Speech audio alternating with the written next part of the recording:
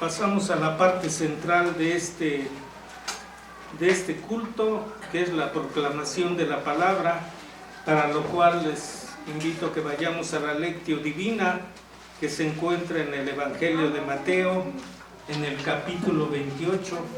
Vamos a leer del versículo 1 al 15.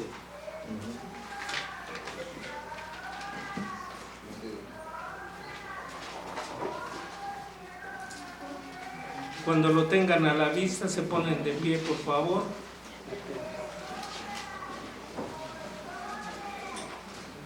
Lo hacemos alternadamente, como es habitual. Pasado el día de reposo, al amanecer del primer día de la semana, vinieron María Magdalena y la otra María a ver el sepulcro. Y hubo un gran terremoto, porque un ángel del Señor descendiendo del cielo y llegando, cambió la tierra y se sentó sobre ella. Su aspecto era como un relámpago y su vestido blanco como la nieve. Y de miedo de él los guardas temblaron y se quedaron como muertos.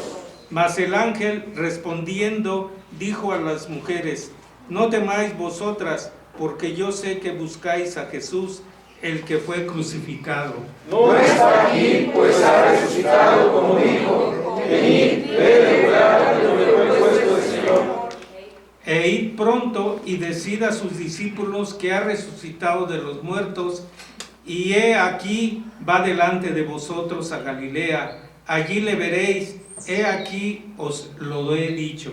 Entonces ellas, saliendo del sepulcro con temor y gran gozo, fueron corriendo a dar las nuevas a sus discípulos, y mientras iban a dar las nuevas a los discípulos, he aquí Jesús les salió al encuentro diciendo: salve, y ellas acercándose abrazaron sus pies y le adoraron. entonces Jesús les dijo: no temáis, y traed las nuevas a mis hermanos, para que vayan a Galilea, y allí me verán.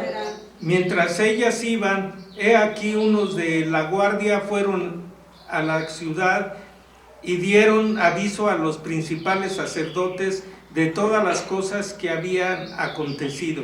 Y reunidos con los ancianos y habido consejo, dieron mucho dinero a los soldados, diciendo: decid vosotros, sus discípulos vinieron de noche y lo hurtaron, estando nosotros dormidos. y si esto lo oyere el gobernador, nosotros les persuadiremos y los pondremos a salvo. Y ellos, tomando el dinero, hicieron como se les había instruido. Este dicho se ha divulgado entre los judíos hasta el día de hoy. Amén. Respondemos con la alabanza 119, hora de triunfo llena de luz. Himno 119, perdón. Música por F.J. Howard y traducción al español por Vicente Mendoza. Himno 119, hora de triunfo llena de luz.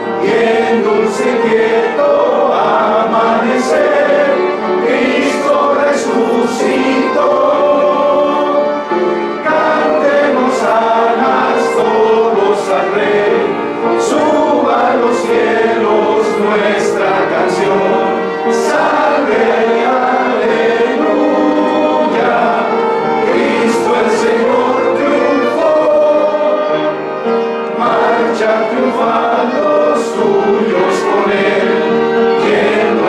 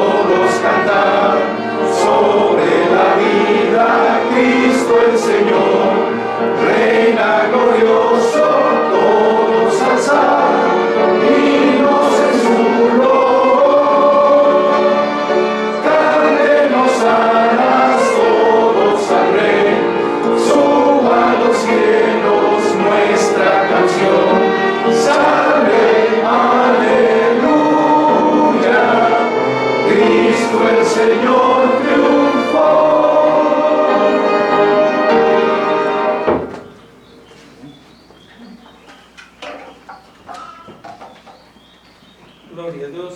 Damos lugar a nuestro pastor que nos compartirá la palabra del Señor.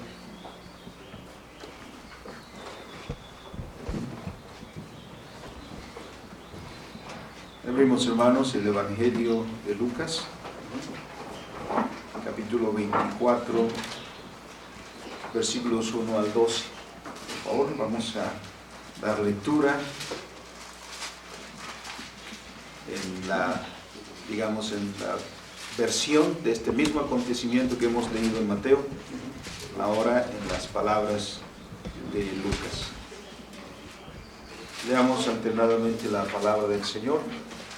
Dice la Escritura aquí: el primer día de la semana, muy de mañana, vinieron al sepulcro trayendo las especias aromáticas que habían preparado y algunas otras mujeres con ellas. Y entrando, no hallaron el cuerpo del Señor Jesús.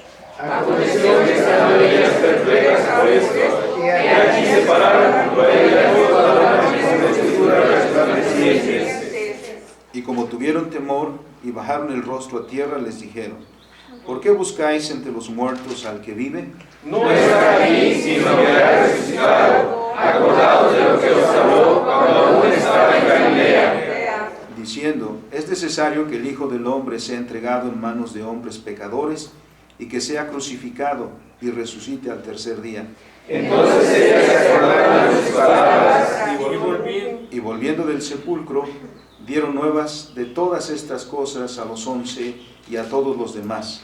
Eran María Magdalena y Juana y María, madre de Jacobo, y los demás con ellas, quienes dieron estas cosas a los apóstoles. Mas a ellos les parecían locura las palabras de ellas y no las creían.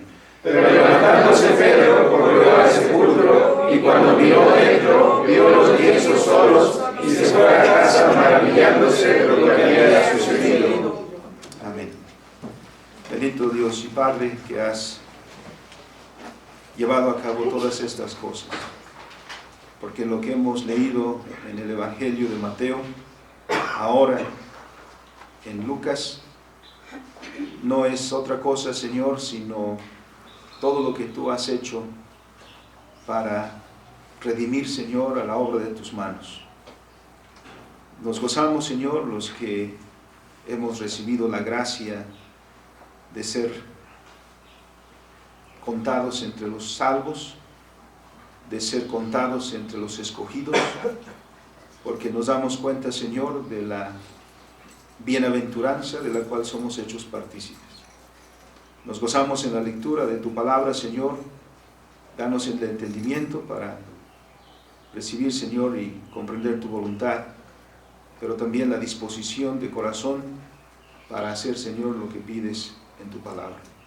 En el nombre de Cristo Jesús te lo rogamos. Amén. Amén. Tomen sus lugares, amados hermanos.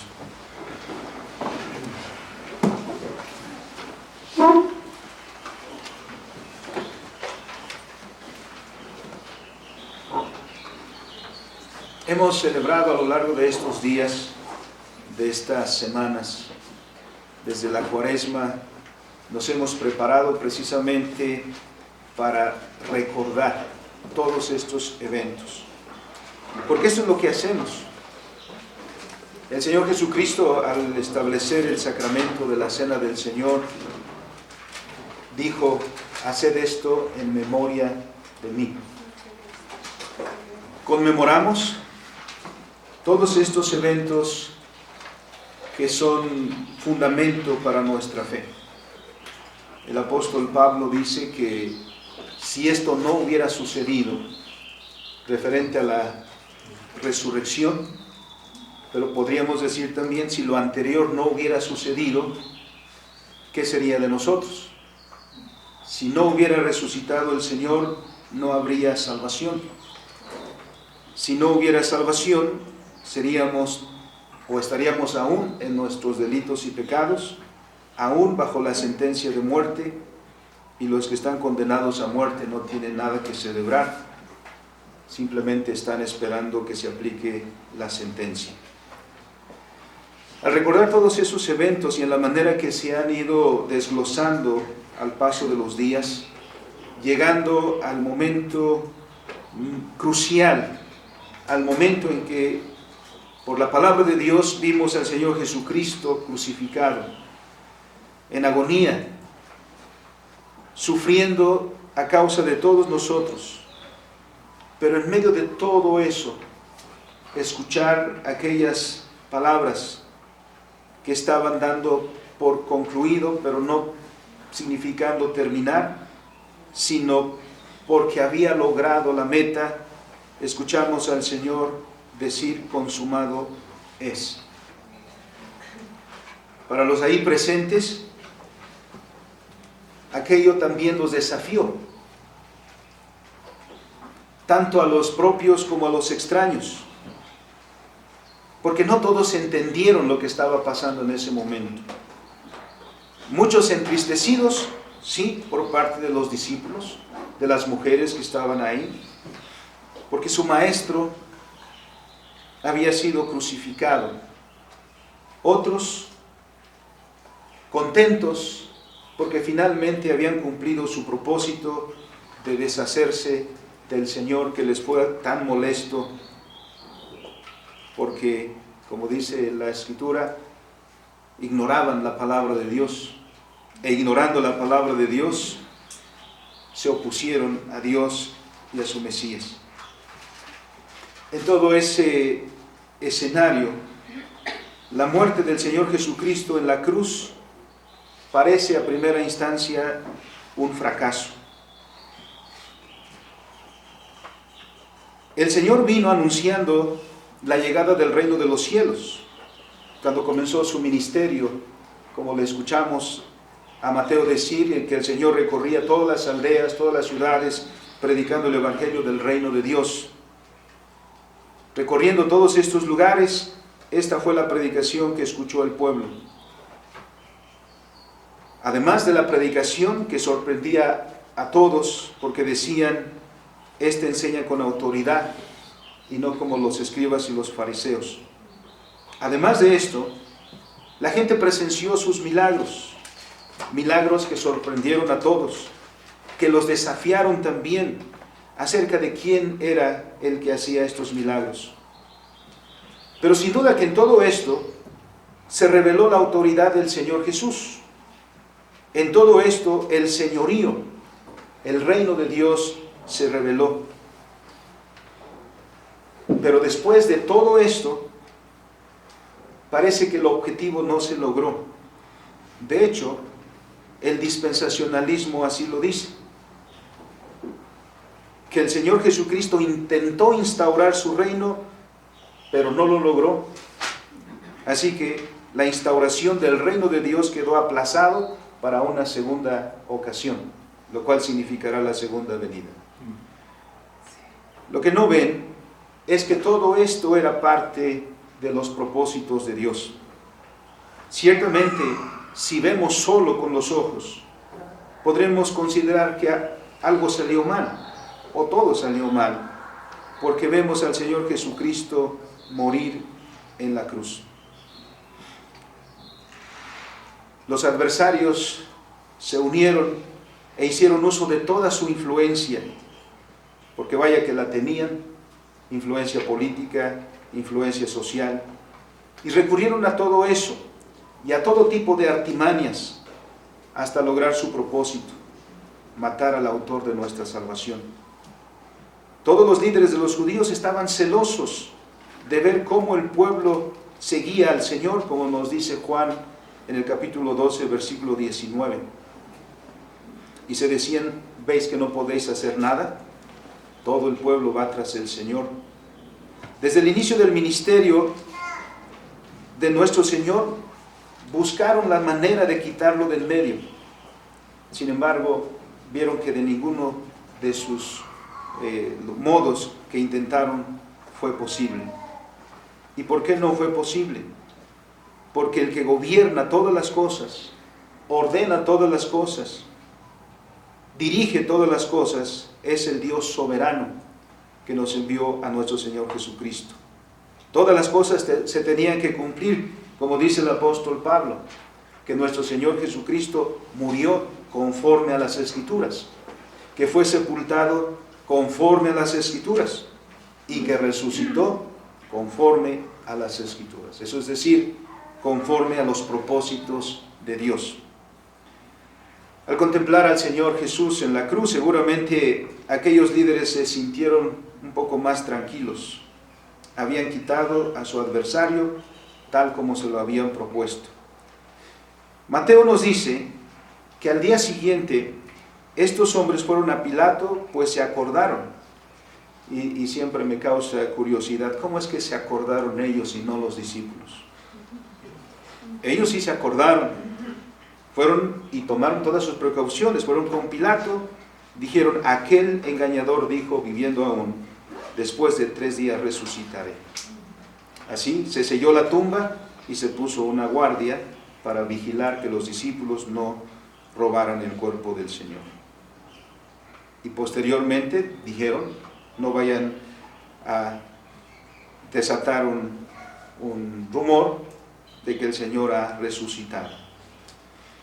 Y es que los corazones temerosos, hasta de su propia sombra, se espantan. Así que la tumba está sellada, la guardia está vigilante. Esta actitud contrasta con la de los apóstoles y los discípulos del Señor. Porque si los adversarios sí tienen en cuenta que el Señor dijo que resucitaría, los discípulos parecen no recordar absolutamente nada de eso. Porque los discípulos se encuentran agobiados por una profunda tristeza. Ciertamente el Señor les había dicho que era necesario al Hijo del Hombre padecer mucho y ser desechado por los ancianos, por los principales sacerdotes y por los escribas, y ser muerto y resucitar después de 3 días. Mateo 16, 21, Marcos 8, 31 también, y Lucas 24, 7. Aún no habían logrado comprender esas palabras. Incluso vemos a un par de discípulos en el Evangelio de Lucas que después de todo esto regresaron o estaban regresando a su casa en Emaús. La conclusión que habían logrado estos discípulos era que todo había terminado. Así lo dijeron al caminante que se unió a ellos en el trayecto a Emaús. Después de aquellos días, meses y años que pasaron con el Señor, para ellos todo volvería a como las cosas estaban antes de conocer al Señor. Seguramente estaban pensando retomar sus actividades, las cuales se ocupaban antes de conocer a nuestro Señor Jesucristo. ¡Qué contraste! Unos están pendientes, otros completamente afligidos, completamente ensimismados en su tristeza, completamente desentendidos de las promesas del Señor. Pero la muerte del Señor no es un fracaso. La muerte del Señor había sido anunciada por el mismo Dios. Y los propósitos de Dios nunca fracasan. Sus decretos nunca pueden ser truncados, ni sus planes nunca pueden ser frustrados o quedan inconclusos. Más bien esas son características de las actividades humanas. Nosotros sí empezamos algo y no lo terminamos. Nosotros sí que dejamos truncos varios planes. Dios no.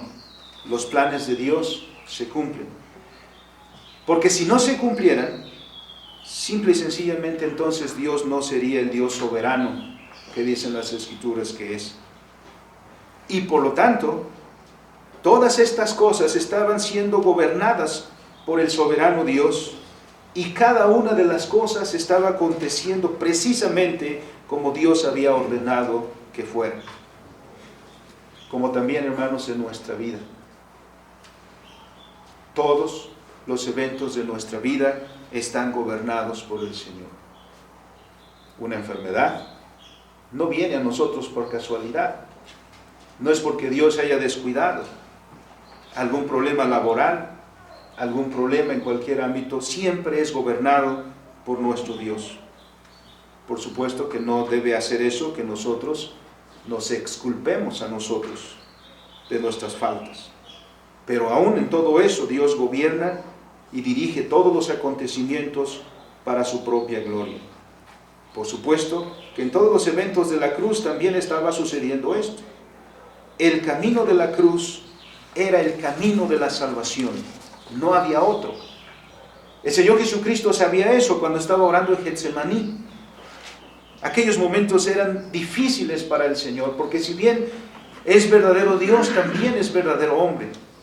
Y ahí en oración decía al Padre: si puede pasar esta copa, que pase. Pero no se haga lo que yo quiero, sino lo que tú. No había otro camino de salvación, no había otra manera de redención. El camino de la redención era el camino de la cruz. Y por eso la cruz, ahí se anunció la más grande de las victorias, porque ahí triunfó nuestro Señor Jesucristo, aunque aparentemente no era así. Pero ahí el Señor gritando: Tetelestai. Ese era un grito de victoria. El Señor decía: misión cumplida, lo he logrado, consumado es. Y ese grito de victoria es el que nos da alegría y gozo, hermanos, a nosotros. Porque es ahí donde miramos a nuestro Rey como el Rey vencedor que es. Si leemos toda la historia bíblica, miramos que en cada una de sus páginas se está librando una gran pelea, una gran lucha, una guerra espiritual. Una guerra entre el reino de la luz y el reino de las tinieblas. Y aquí lo que se ha suscitado es que detrás de los adversarios de nuestro Señor Jesucristo se encuentra el espíritu de las tinieblas. Detrás de eso se encuentra Satanás. Esta verdad la encontramos claramente expuesta en el capítulo 12 del libro de Apocalipsis, con una bella imagen. Una mujer que está por dar a luz y la serpiente antigua que se planta enfrente, intentando que en cuanto nazca el hijo de aquella mujer, él lo pueda destruir. Esa lucha es la que se está librando a través de los siglos. Hay un canto que entonamos precisamente llevándonos a este principio, el conflicto de los siglos. Esta es una lucha espiritual que se deja ver en todos los acontecimientos del mundo, pero particularmente en la historia de la redención que nos dan a conocer las Escrituras. Allí, por ejemplo, cómo se manifiesta esa serpiente que intenta destruir al hijo de la mujer. Cuando leemos en los evangelios, miramos que cuando Herodes escucha que el rey de los judíos ha nacido, como lo mencionamos en Navidad, ahí Herodes intenta matar a ese rey de los judíos que ha nacido. Y para no fallar, ordena matar a todos los menores de 2 años de Belén y de sus aldeas aledañas. ¿Qué es lo que dirige Herodes? Ese espíritu de las tinieblas, ese espíritu que intenta matar al Señor, ese intento de las tinieblas por frustrar los planes de Dios, por frustrar el plan de salvación. Ese mismo espíritu es el que está obrando en los líderes religiosos que han hurgado toda esta trama para llevar al Señor a la cruz. Esos hombres aman más las tinieblas que la luz. Por lo tanto, no soportaban la palabra predicada por el Señor. Cada que escuchaban la predicación del Señor, los exhibía a ellos. El Señor Jesús los confrontó y les dijo: ustedes ignoran la palabra de Dios y la han invalidado por vuestras tradiciones. Así que a un pastor le digan que no conoce la palabra de Dios, le ofende. Y el Señor estaba diciendo a los pastores de su rebaño que no conocían la palabra de Dios. Confrontados con la palabra se sentían incómodos, porque delante del rey y delante de la palabra de verdad, todas sus mentiras eran expuestas. Por eso dice la Escritura que las tinieblas no pueden soportar la luz.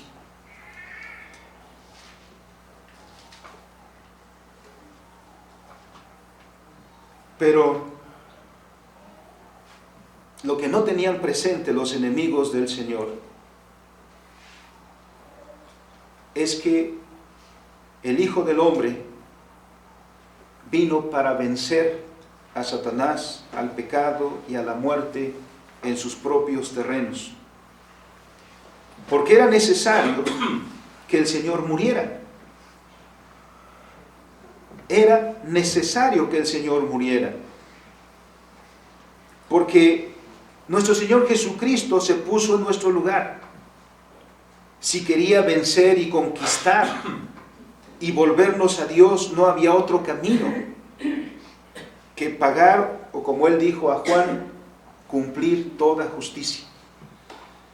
Es por eso que el Señor se entregó a sí mismo en un sacrificio voluntario por nosotros.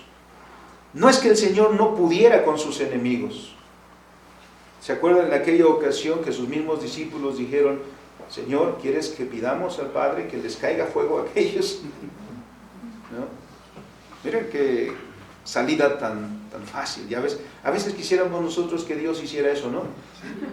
Cuando estamos en problemas, cuando tenemos enemigos, casi queremos orar: Señor, que caiga fuego, que los extermine, que los aniquile. Gracias a Dios que no cumple caprichos, ¿no? Que ya con pura oración nos habíamos acabado entre nosotros, ¿no? Gracias a Dios que no hace eso. Pero el Señor entonces tenía que venir, tomar nuestro lugar, recibir el castigo que nosotros merecíamos, recibir toda la ira de Dios que nosotros provocamos, morir como nosotros debimos morir a causa de nuestros delitos y pecados. Y es por eso que nuestro Señor Jesucristo no es que fuera débil, no es que no pudiera, es que Él se sometió obedientemente, porque este era el único camino a la victoria. Este era el único camino a la restauración. Ese es el drama de la cruz.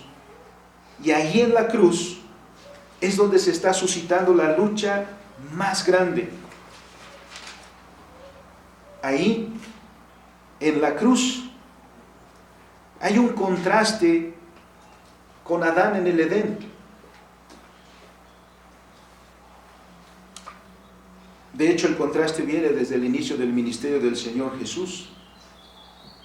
Si nuestro Señor Jesús se puso como nuestro segundo Adán, siendo que el primero fracasó, nuestro segundo Adán entonces se coloca en el lugar nuestro. Como vimos en Mateo 4, el mismo Espíritu Santo lo llevó al desierto para ser tentado. Si no leyéramos el contexto, eso nos parecía sorprendente. ¿Cómo es que el Espíritu Santo lleva al mismo Señor Jesucristo, la segunda persona de la divinidad, para ser tentado por Satanás? Pero es que no estaba Satanás tentando a Dios, estaba tentando a nuestro representante, a Adán, a nuestro segundo Adán. Y eso tenía que ser así, porque ¿quién pecó? No fue un ángel, no fue ninguna otra criatura, por lo tanto no podía morir, ni ponerse en nuestro lugar o un ángel o ninguna otra criatura. En justicia, si el hombre pecó, el hombre tiene que morir. Por eso es que nuestro Señor Jesucristo, como el segundo Adán, se somete a todo lo que está ordenado que se deba cumplir, que se cumpla toda justicia. Solo así el Señor libera a todos los que han estado bajo el dominio del pecado, bajo el dominio de Satanás y bajo el dominio de la muerte. Solo porque ahí el Señor se levanta victorioso. Solo con Cristo somos llevados a la libertad, como dice Pablo en Romanos capítulo 6. Miramos cómo el apóstol Pablo nos une al Señor Jesucristo en estas palabras.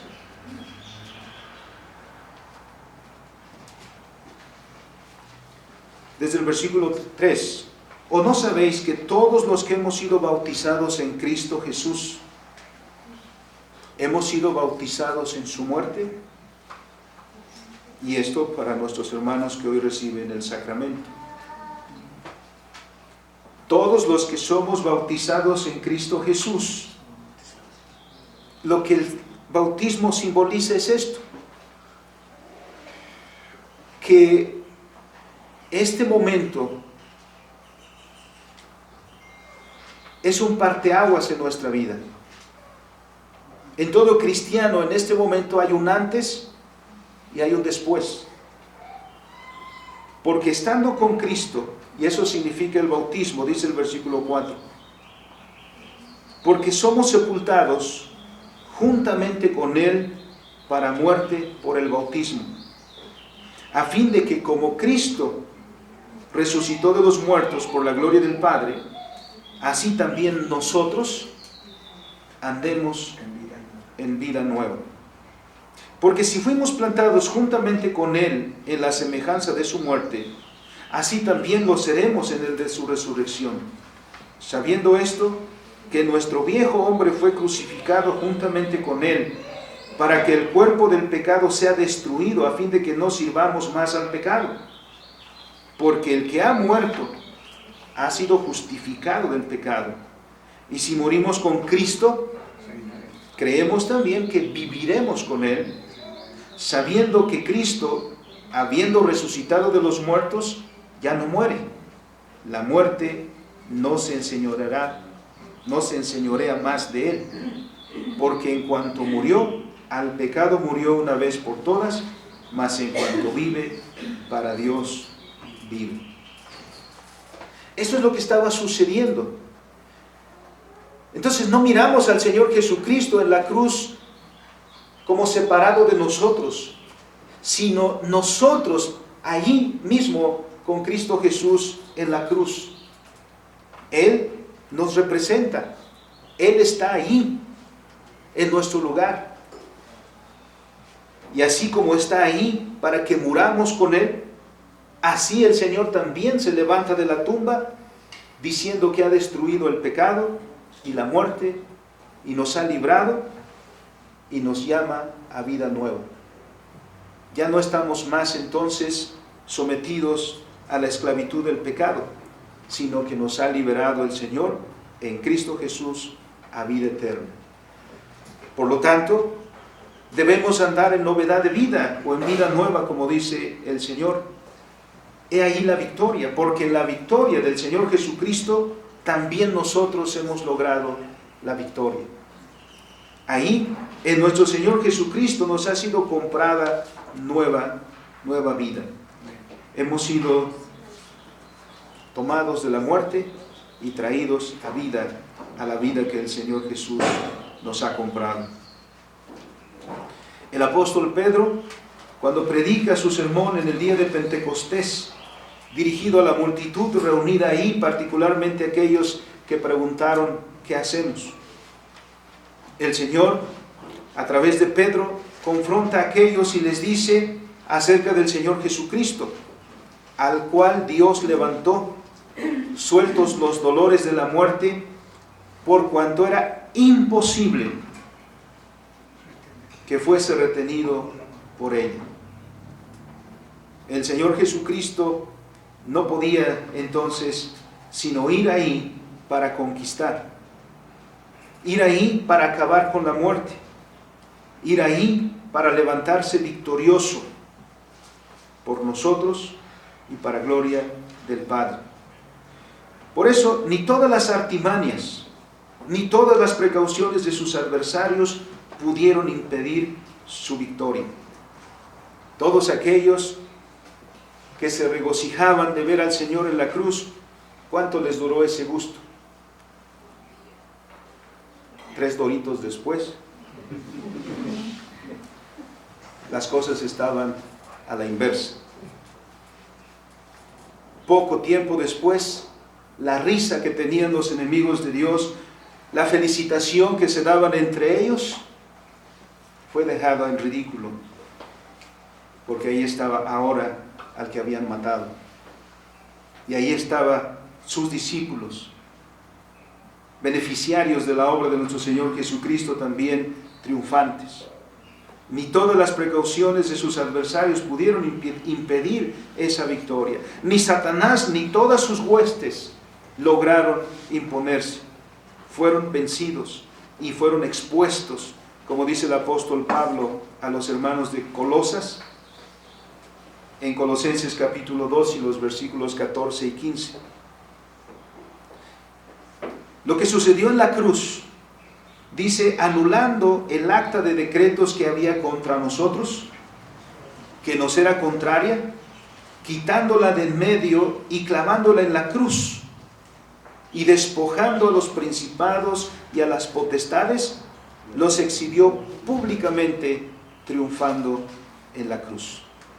Ahí está la victoria, ahí está nuestro Rey. Aquellos que pensaron que aquel hombre que se levantó en el pueblo de Dios, recorrió las ciudades predicando, aquel que predicaba el reino de Dios, aquellos que pensaron que ese hombre había terminado y su obra se desvanecería, como dijo Gamaliel tiempo después. No, dijo, si es de Dios, ni porque luchemos, y si no lo es, solito se terminará. Esto es lo que estaba sucediendo en la cruz. Ahí se estaba anulando por el sacrificio de Cristo el acta de decretos que estaba contra nosotros, que nos era contraria. Y el Señor, por su sacrificio, lo quitó de en medio y la clavó en la cruz. Y ahí exhibió a todos los principados, a las potestades, y los exhibió públicamente. Constancia de esta victoria queda, por supuesto. Entre los adversarios del Señor se encontraban los saduceos, quienes no creían que hubiera resurrección, al igual que también hoy en día hay muchos que, influenciados por el humanismo, el racionalismo, niegan que haya resurrección de muertos, porque para ellos evidentemente la resurrección no es algo natural, no es lógica, no es parte del orden creacional. Y por supuesto que no lo es, porque la resurrección es un milagro, porque la resurrección es una expresión del poder de Dios. Como también la Escritura dice, el apóstol Pedro dice que Dios, el Padre, habiendo aprobado el sacrificio de nuestro Señor Jesucristo, lo exaltó. El Padre hizo manifiesto entonces con la resurrección que estaba complacido, que estaba satisfecho con el sacrificio de su Hijo amado, un sacrificio perfecto, una vez y para siempre. El milagro de la resurrección es un milagro que nos lleva a la recreación, porque en Cristo Jesús todas las cosas están siendo recreadas. Por eso nos afecta a nosotros positivamente y directamente,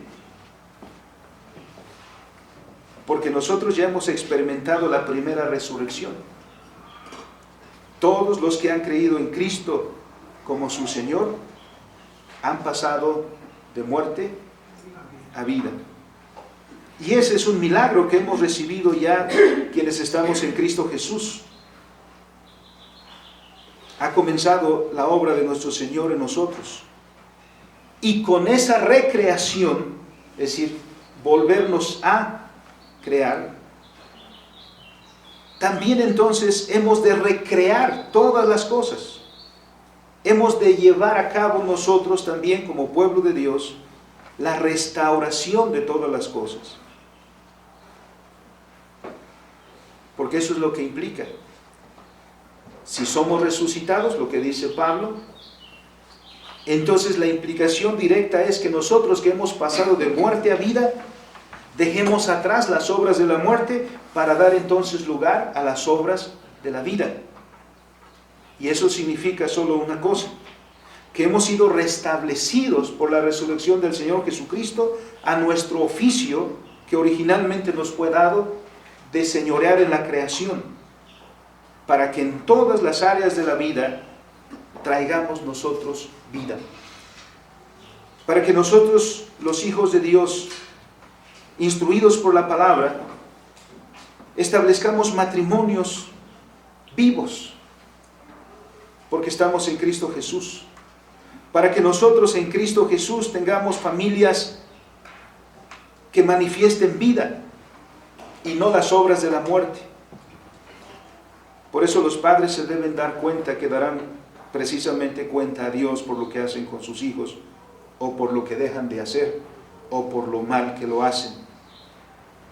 Por eso los cristianos debemos restaurar todas estas cosas, aprender de Cristo a renovar todas las cosas, porque la obra de renovación en nuestro corazón ha comenzado. Y miren cómo lo dice nuestro Señor precisamente en Mateo capítulo 28.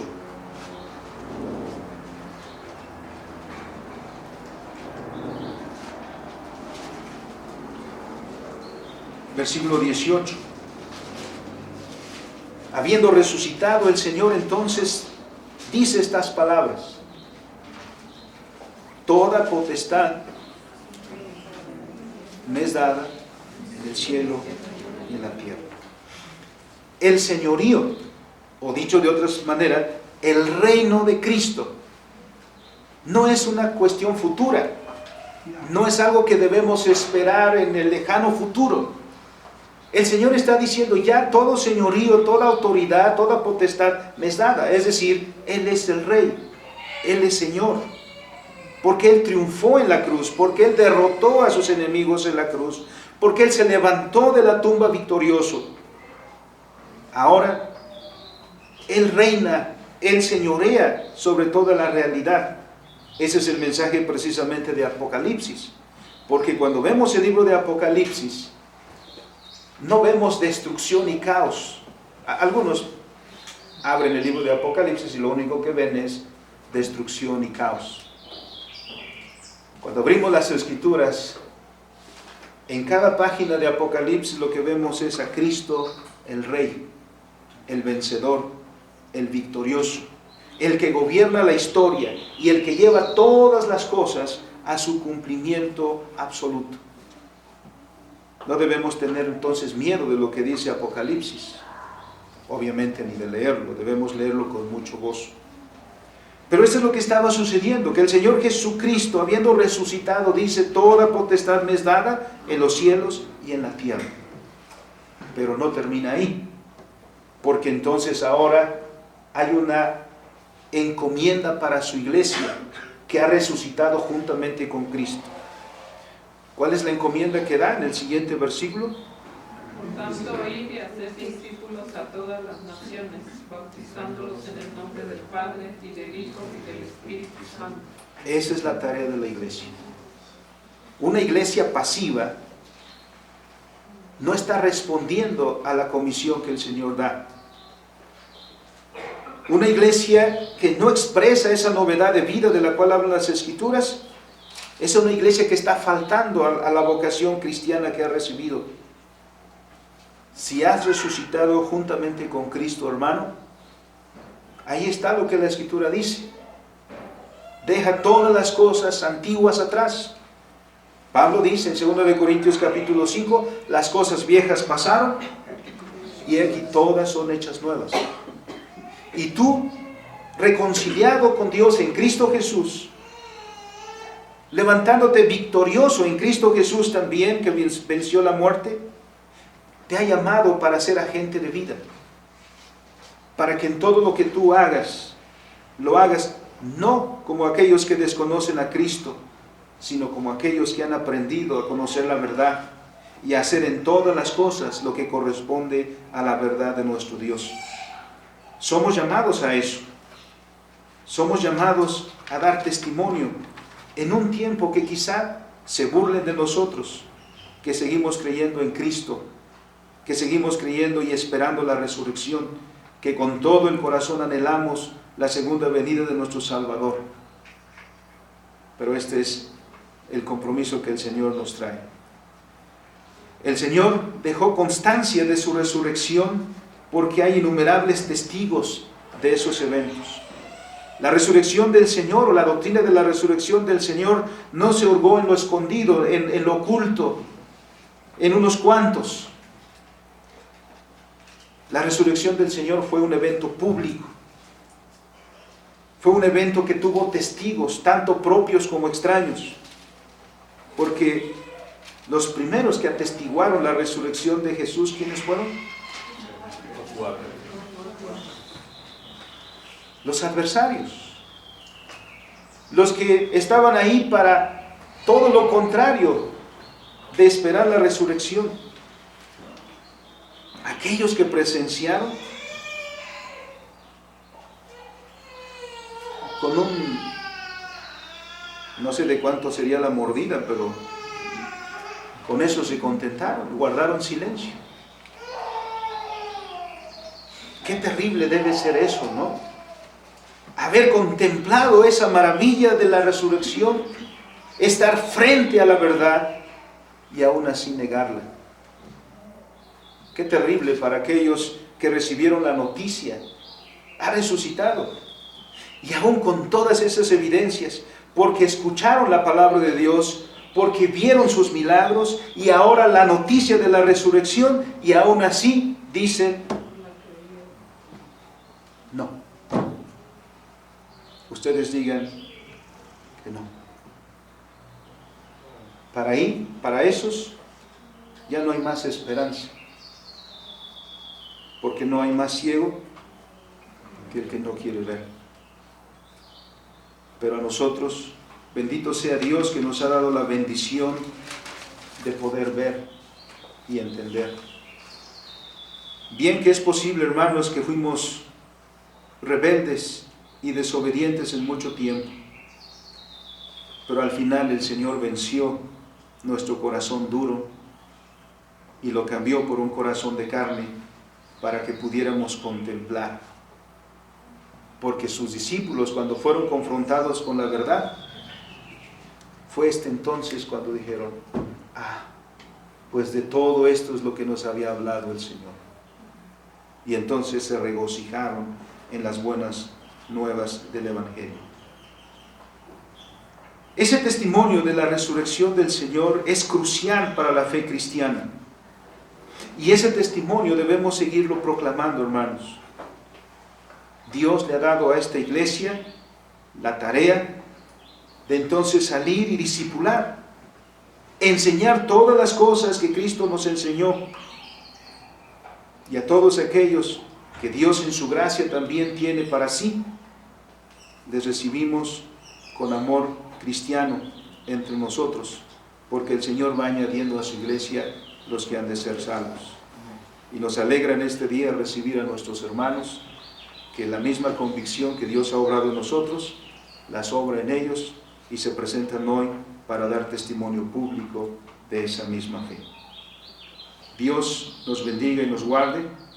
Dios nos haga victoriosos cada día de nuestra vida y caminemos, hermanos, sin duda alguna, nuestro Señor resucitó, su victoria es real y nuestra victoria también está asegurada. Nuestro Rey, nuestro Señor, reina. Bendito sea el Señor. Amantísimo y poderoso Señor, te damos gracias porque has obrado, Señor, de tal manera en la historia que el mundo jamás podrá decir que no escuchó, que que no sucedió. Ciertamente su corazón entenebrecido tiene esa intención. Y los que viven, Señor, bajo el dominio de las tinieblas, rechazarán ese anuncio, rechazarán esa proclamación. Pero he ahí los testigos, Señor, que preparaste para decir al mundo que todas estas cosas sucedieron. Y muchos de nuestros hermanos sellaron ese testimonio con su propia vida. Señor, nosotros hemos creído firmemente, Señor, en esa verdad. Nos damos cuenta que no por nosotros, sino porque tú has obrado en nosotros, y te damos gracias por eso. Ahora, Señor, te rogamos que tus bendiciones sean con nuestros hermanos que a ti vienen y a esta comunidad para confesar también su fe en tu nombre públicamente. Te alabamos, bendito Dios, y nuestro Señor Jesucristo, que vive y reina para siempre. Amén.